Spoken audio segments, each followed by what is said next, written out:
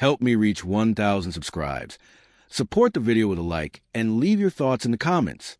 I read every comment. Thanks. James never thought loyalty was something you had to announce. He believed it was proven quietly over time in the way you showed up when no one was watching. That was how he'd lived his marriage with Elizabeth for 9 years. He wasn't perfect, but he was consistent. He paid a mortgage on time, fixed what broke, remembered the small things you forgot she cared about, and defended her even when she wasn't in the room. He assumed that counted for something. Elizabeth used to say she loved how steady he was. In the beginning, she called him her anchor.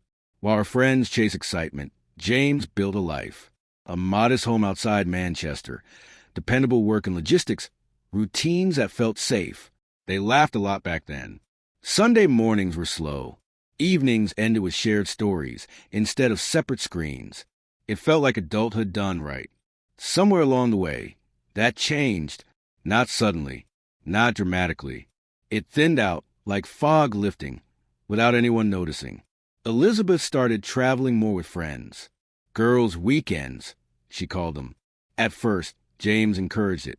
He believed space was healthy. If you've ever believed giving space would bring someone closer, tap like so this story reaches others who felt the same. When Elizabeth was home, she seemed elsewhere. Conversations became transactional. What needed paying, what needed fixing, what needed picking up. When James tried to talk about how distant she felt, she brushed it off with a smile that didn't quite land. "You're overthinking again," she'd say lightly, as a concern were a flaw. The trips increased. Barcelona, Lisbon, Ibiza. Her phone buzzed constantly, face down on the table. James noticed, but he didn't accuse. He'd learned long ago that asking questions made him sound insecure, and insecure men didn't get listened to. So he adjusted. He cooked more. He stopped mentioning the late nights. He told himself this was just a phase. The weekend Elizabeth left for a spa trip with friends, James felt something different. Not jealousy, not anger, just a quiet sense of finality he couldn't explain. She kissed him on the cheek instead of the lips, grabbed her suitcase, and reminded him to water the plants. "No, I'll miss you. No, call me." The door closed softly behind her. That night, the house felt unusually calm. James sat at the kitchen table long after dinner, staring at a crack in the wall he'd been meaning to fix. He thought about how often Elizabeth had told friends he was low maintenance, like that was a compliment. He realized he'd become invisible by being dependable. He didn't decide to leave in a moment of rage. He decided after years of being quietly dismissed. He walked through the house slowly, room by room, noticing how little of him existed there anymore. The framed photos were mostly her and her friends. His books had been boxed months ago to declutter. Even the spare bedroom had become her storage space. James opened his laptop and scrolled through old messages. The shift was undeniable. Short replies, delayed responses, affection replaced with emojis. He wasn't imagining it. Comment below if you've ever questioned your own reality just to keep the peace. By midnight, he had clarity. Elizabeth hadn't asked him to stay. She had assumed he would. Assumptions can be dangerous that way. He packed a single suitcase. Not everything, just enough. Clothes, documents, his watch, a framed photo from before things changed. He left the rest untouched. Before sleeping, James wrote a note. Not an accusation. Not a plea, just the truth. He placed it on the kitchen counter, waited with his keys. He didn't know how Elizabeth would react. He only knew he couldn't keep shrinking to fit a life that no longer made room for him. As he lay on the guest bed, phone silent, James wondered how many people mistake endurance for love. Type stayed too long in the comments if this question hits closer than you expected. Morning light crept in, soft and indifferent. James woke up without dread for the first time in years. He didn't check Elizabeth's social media. He didn't rehearse conversations. He showered, dressed, and zipped the suitcase. At the door, he paused, hand on the handle, heart steady. He wasn't leaving to teach a lesson. He was leaving because staying had taught him enough.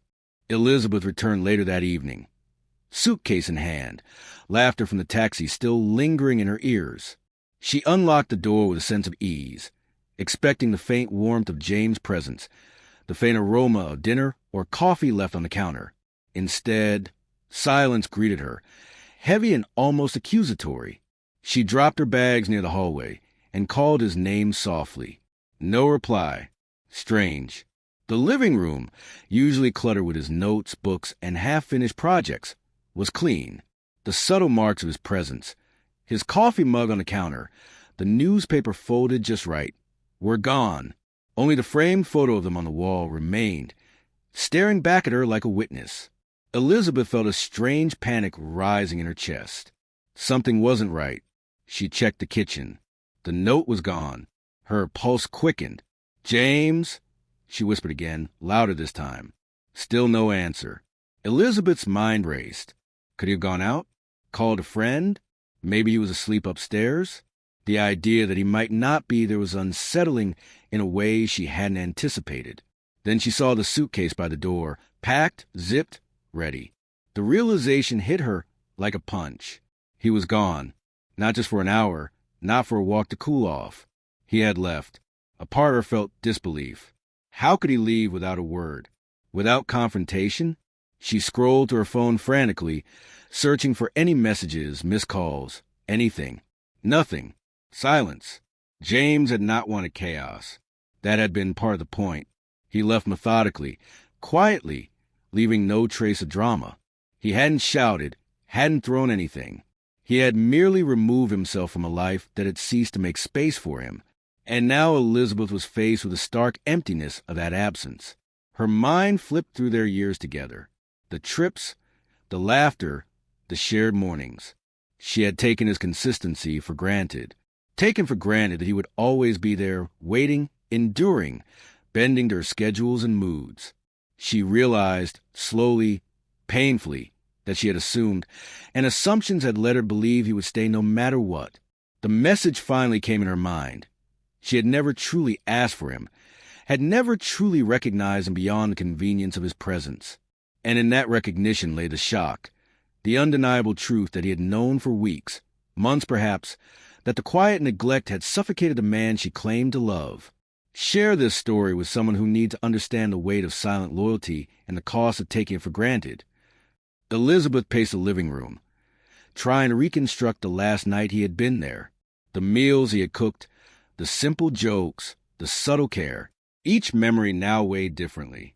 She realized he had left space for her to reflect, to notice, but maybe he had left too late. Maybe she hadn't earned his return. Meanwhile, James drove to a small rented flat on the outskirts of town. He didn't rush. He didn't look back. The weight on his chest had lifted with every mile. For years he had carried the quiet erosion of love like an invisible burden. Now, the road ahead was his, unclaimed by expectation or assumption. The calm clarity he felt was new, almost foreign but welcome. Comment your thoughts. Have you ever witnessed someone leave quietly and felt the weight of what was lost? Back in the house, Elizabeth made calls. Friends tried to calm her. Questions spilled from her lips, accusations hidden beneath concern. Where was he? Why had he left? No threats, no anger, just quiet absence. The messages she had ignored, the subtle rejection she had offered without noticing, all returned to her mind with sharp clarity. Hours later, she attempted to reach him. No answer. Texts ignored. Calls unanswered.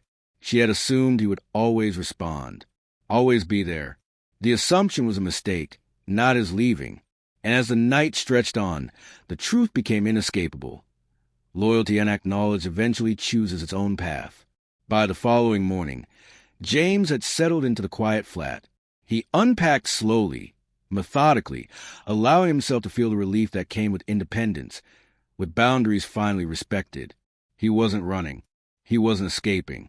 He was arriving at a place of understanding, of self-respect, of silent power. Like this story, if you appreciate the courage it takes to step away from what no longer serves your heart. Elizabeth, meanwhile, sat on the edge of their now empty bed. The absence of his presence rang louder than any argument could have. She texted a mutual friend, tried to understand what had happened, trying to reconstruct the moments she had ignored. In the quiet of realization, she knew something irreversible had occurred. She had assumed loyalty, taken consistency, and expected patience to last forever. That assumption had cost her everything. Weeks later, messages trickled in from friends, reminders of gatherings he no longer attended, meals left uneaten, jokes unshared. James remained steady in his choice. No drama, no spectacle, just a quiet, unwavering presence in his own life. Elizabeth faced a stark truth. Some departures are final because they were long overdue, and some lessons are taught not in confrontation, but in absence. Comment below with your thoughts. What would you have done if you were James or Elizabeth? Share your perspective and let the discussion unfold. Months later, James looked back only once, quietly, while walking through a park. He felt no resentment, only the acknowledgement that leaving was the right choice. Independence had its own rhythm, and he had found his.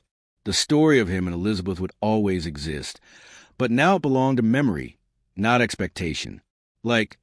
Comment your thoughts and subscribe for more stories where courage and clarity shape the choices we often hesitate to make.